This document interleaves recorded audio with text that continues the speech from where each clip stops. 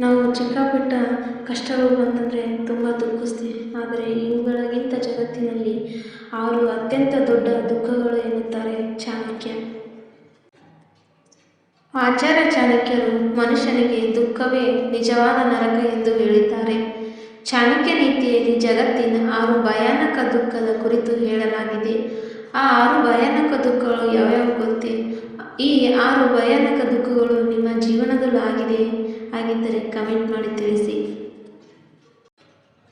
ಆಚಾರ್ಯ ಚಾಣಕ್ಯರು ತಮ್ಮ ಚಾಣಕ್ಯ ನೀತಿಯ ಮೂಲಕ ಸಾಕಷ್ಟು ವಿಚಾರಗಳನ್ನು ಪ್ರಪಂಚಕ್ಕೆ ನೀಡಿದ್ದಾರೆ. ಚಾಣಕ್ಯ ನೀತಿಯ ತತ್ವವನ್ನು ಈ ಮೂಲಕ ತಿಳಿಸುತ್ತಿದ್ದೇವೆ. ಭೂಮಿಯ ಮೇಲೆ ಜನಿಸಿದ ಪ್ರತಿಯೊಂದು ಜೀವಿಗಳಿಗೂ ಸಂತೋಷದ ಹೇಗಿರುತ್ತದೆಯೋ ಹಾಗೆ ದುಃಖವೂ ಇರುತ್ತದೆ. ಇದು ಸೃಷ್ಟಿಯ ನಿಯಮ. ಚಾಣಕ್ಯರು ತಮ್ಮ ಜಿತಿಯಲ್ಲಿ ಜಗತ್ತಿನ 6 ಭಯಾನಕ ದುಃಖದ ಕುರಿತು ತಿಳಿಸಿದ್ದಾರೆ. ಯಾವ ವ್ಯಕ್ತಿ ಈ 6 ದುಃಖಗಳನ್ನು ಅನುಭವಿಸುತ್ತಿರುತ್ತಾನೆಯೋ ಅವನ ಜೀವನ ನರಕದಂತೆ ಎಂದು ಹೇಳಿದ್ದಾರೆ. ಆ 6 ಭಯಾನಕ ದುಃಖಗಳು ಯಾವ್ಯಾವು ಎಂಬುದನ್ನು ನೋಡೋಣ. ಕೆಟ್ಟವರ ಸಹವಾಸ. ಆಚಾರ್ಯ ಚಾಣಕ್ಯರು ತಮ್ಮ ಚಾಣಕ್ಯ ನೀತಿಯಲ್ಲಿ ಹೇಳಿರುವ ಪ್ರಕಾರ ಕೆಲವೊಮ್ಮೆ ನಮಗೆ ಇಷ್ಟವಿಲ್ಲದಿದ್ದರೂ ಇಷ್ಟವಾಗದವರ ಜೊತೆ ಇರಬೇಕಾಗುತ್ತದೆ. ಅವರೊಂದಿಗೆ ನಮ್ಮ ಸ್ನೇಹವನ್ನು ಜೀವನವನ್ನು ಹಂಚಿಕೊಳ್ಳಬೇಕಾದ ಅನಿವಾರ್ಯ ಪರಿಸ್ಥಿತಿ ಎದುರಾಗುತ್ತದೆ. ಈ ಸನ್ನಿವೇಶವು ದುಃಖದ ಸನ್ನಿವೇಶವಾಗಿದೆ. ಅವರು ಹೇಳುವುದನ್ನೆಲ್ಲ ಕೇಳಿಕೊಂಡು ಅವರೊಂದಿಗೆ ಜೀವನ ನಡೆಸಬೇಕಾದ ಸಂದಿಗ್ಧ ಪರಿಸ್ಥಿತಿ ಎದುರಾಗುತ್ತದೆ. ಇಂತಹ ಸೇವೆ ಮಾಡುವುದು. ಕೆಲವೊಮ್ಮೆ ನಾವು ದುಷ್ಟರ, ಮೋಸಗಾರರ ಮತ್ತು ಕೆಡುಕರ ಸೇವೆ ಮಾಡುವಂತಹ ಸನ್ನಿವೇಶವು ಎದುರಾಗುತ್ತದೆ. ಇಂತಹ ವ್ಯಕ್ತಿಗಳು ತಮ್ಮ ಕೆಲಸವನ್ನು ಶ್ರದ್ಧೆಯಿಂದ ಮಾಡುತ್ತಾರೆ, ಆದರೆ ಅವರ ಕೆಲಸಕ್ಕೆ ಯಾವುದೇ ರೀತಿಯಾದ ಬೆಲೆ ಇರುವುದಿಲ್ಲ ಎಂದು ಚಾಣಕ್ಯ ಹೇಳಿದ್ದಾರೆ.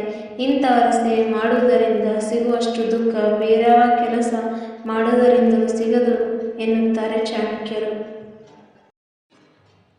ಜಗಳಗಂಟೆ ಹೆಂಡತಿ. ಚಿಕ್ಕ ಪುಟ್ಟ ವಿಷಯಗಳಿಗೆ ಕುಟುಂಬದವರೊಂದಿಗೆ ಪತಿಯೊಂದಿಗೆ ಜಗಳವಾಡುವ ಪತ್ನಿಯನ್ನು ಪಡೆದ ಪತಿ, ದಿನವಿಡೀ ಅನವಶ್ಯಕ ವಿವಾದಗಳನ್ನು ಹುಟ್ಟು ಹಾಕುವಂತಹ ಪತ್ನಿಯನ್ನು ಪಡೆದ ಪತಿಯ ಜೀವನ ನರಕದಂತಿರುತ್ತದೆ. ಇದು ಪತಿಗೆ ಅತ್ಯಂತ ದುಃಖದ ವಿಚಾರವಾಗಿದೆ. ಪತ್ನಿಯಾದವಳು ಯಾವಾಗಲೂ ಶಾಂತಿಯುತ ಸ್ವಭಾವವನ್ನು ಹೊಂದಿರುವವಳಾಗಿರಬೇಕು. ಪತಿಯ ಪ್ರತಿಯೊಂದು ಕಷ್ಟದಲ್ಲೂ ಕಠಿಣ ಸಮಯದಲ್ಲೂ ಜೊತೆಯಾಗಿರಬೇಕು. ರುಚಿಯಿಲ್ಲದ ಆಹಾರ ಸೇವನೆ.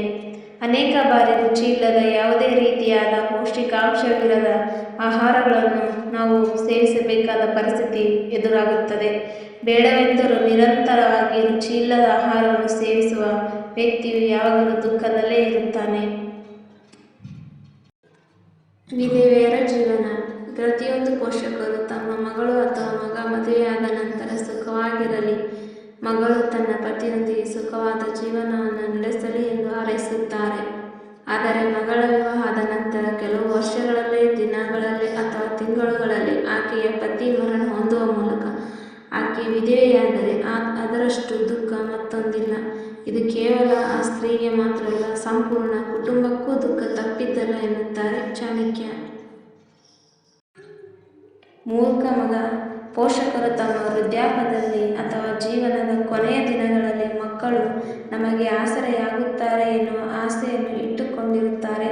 ಆದರೆ ಹುಟ್ಟಿದ ಮಗನೇ ಮೂರ್ಖನಾದರೆ ಅಂತಹ ಪೋಷಕರ ಜೀವನ ನರಕದಂತೆ. ಪ್ರತಿನಿತ್ಯವೂ ಅವರು ತಮ್ಮ ಮಗನನ್ನು ಕಂಡು ಕಣ್ಣೀರು ಹಾಕಬೇಕು. ವೃದ್ಧಾಪ್ಯದಲ್ಲಿ ಪೋಷಕರಿಗೆ ಆಸರೆಯಾಗಬೇಕಿದ್ದ ಮಗನಿಗೆ ಪೋಷಕರೇ ಆಸರೆಯಾಗುವಂತಾಗುತ್ತದೆ.